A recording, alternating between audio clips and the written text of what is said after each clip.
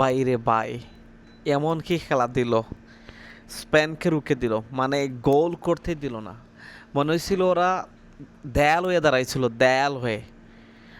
মানে ফেভারিটের তকমা নিয়ে আইসা যদি স্পেনকে এভাবে রুখে দিতে পারে পেপ পারদে, মানে চিন্তা করেন, মানে কেমনেটা কী করছে ওরা।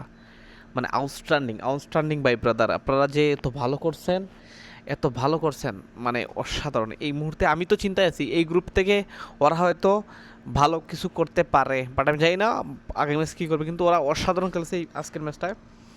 মানে স্প্যানের মতো টিমকে প্রথমে তো আমি ভাবছি যে লামিয়ামালরা কেন স্প্যান নেয় নাই, ভাবছে হালকা করে নিয়েছিল স্প্যান। আমার মনে হয়েছিল স্প্যান টোটালি ওদেরকে হালকাভাবে নিয়েছিল, এবং হালকাভাবে নেওয়াটা প্রতিপক্ষকে কত বড় বোকামি সেটা আজকে স্প্যান দেখিল। এবং স্প্যান কখনো সেটা আর করবে কি না, আমার আমার মনে হয় সেটা এরকম করবে।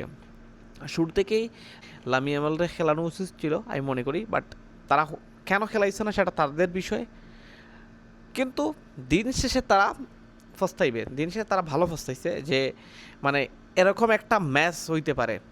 তারা কিন্তু দেখেন অতিরিক্ত ফাউল বি করছে না, ফাউল করে নাই বলে মানে বুল খুব চেষ্টা করছে বুল কম করার জন্য, মানে বুল করেই নেই, মানে ইন টোটাল ম্যাচে বুল করেই নেই বলতে চলে এ ধরনের ম্যাচে। তো তাদেরকে কংগ্রাচুলেশন, তারা আসলে জাতীয় বীর হওয়ার যোগ্য। গত বিশ্বকাপে আর্জেন্টিনাকে যেমন এই সৌদি হারাইছিল, মানে এটা একটা অঘটন ছিল, কিন্তু এরকম আরও 3-4টা অঘটন ছিল, যে 1966 সালে ইতালিকে একই ব্যবধানে হারিয়েছিল উত্তর কোরিয়া। এমন আরও অনেক রেকর্ড আছে যেগুলো ওই ছিল, ভালো করছে। মানে আমি তারপর তাদেরকে ধন্যবাদ জানাই, তারা এত ভালো খেলছে, ইতিহাসের পাতায় তারা নাম লিখে ফেলছে যে এরকম একটা টিমকে তারা রুখে দিতে পারছে। ধন্যবাদ সবাইকে ভিডিওটি দেখার জন্য।